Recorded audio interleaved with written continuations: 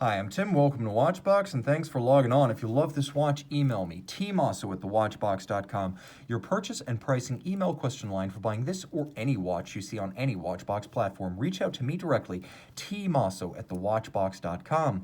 And today, we're discussing a 2020 launch made in 250 pieces in stainless steel.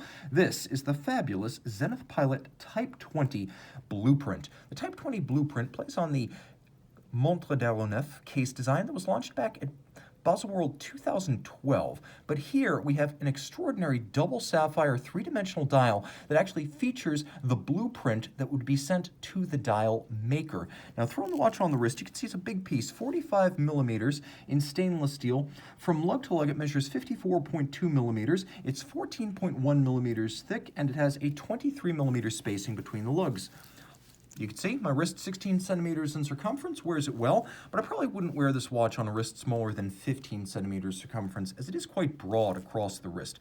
The timepiece is comfortable, however, and it's not nearly as thick as I'd expect, given the overall case dimensions. So if you want to wear this with a jacket, you're probably good to go, and the combination of the silver and blue tones means that it would wear well as a formal watch, as it's not outright as boisterous as the similarly dimensioned IWC Big Pilot's watch. There is an elegance to this watch that lends it a versatility. Now, the strap itself is an unusual piece as it features snap fixtures that have no other purpose than to be fatuous and fabulous.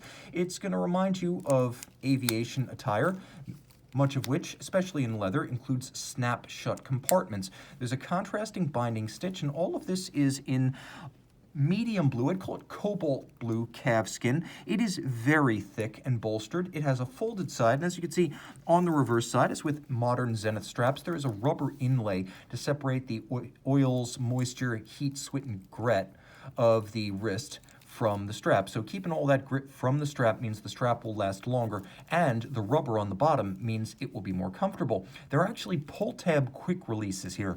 So when you are using a Zenith designed strap, you can quickly and easily remove that strap just by pulling the trigger. The timepiece also includes a simple faceted and satin finished Zenith pin buckle for quick on-the-fly adjustments, as this is still fundamentally a sports style watch. The case is simple in its design, recalling the welded lug pilot's watches of the first quarter of the 20th century and into the 1930s. There would be a large pocket watch style canister, including enormous onion style crown, and then very spare welded on lug profiles, and this watch does evoke that era. You can see the timepiece features a blued bolt fixed individual numbering addition plate on the flank, so that's a lovely refinement. And then we have a polished bezel that is vertical and then has a narrow conical section abutting a highly cambered sapphire that is designed to evoke a plexiglass. And it does evoke a plexiglass. Off axis, you get a pleasing amount of distortion.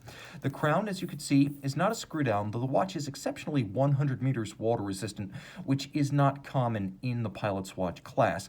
Now, on the dial itself, this is where things get complicated. Most obvious is that you have a lovely set of satin-finished metallic cathedral hands. Underneath that, though, there is a second sapphire that features calibrations such as, for example, the track for the seconds and the minutes, as well as the numerals, over a blue base. And as you can see, the elements on the intermediate sapphire, such as, for example, the star logo, seem to float above the blue base, giving the dial a wonderful three-dimensional aesthetic that is quite unlike anything else I've seen. It truly does appear to have depth to it without being a skeleton-style dial. Now, when you turn the watch over, you can see the image of the Louis Blériot monoplane, which famously flew across the English Channel. I want to say it was 1909, but don't hold me to that. But he flew across the English Channel famously with a Zenith watch in the cockpit.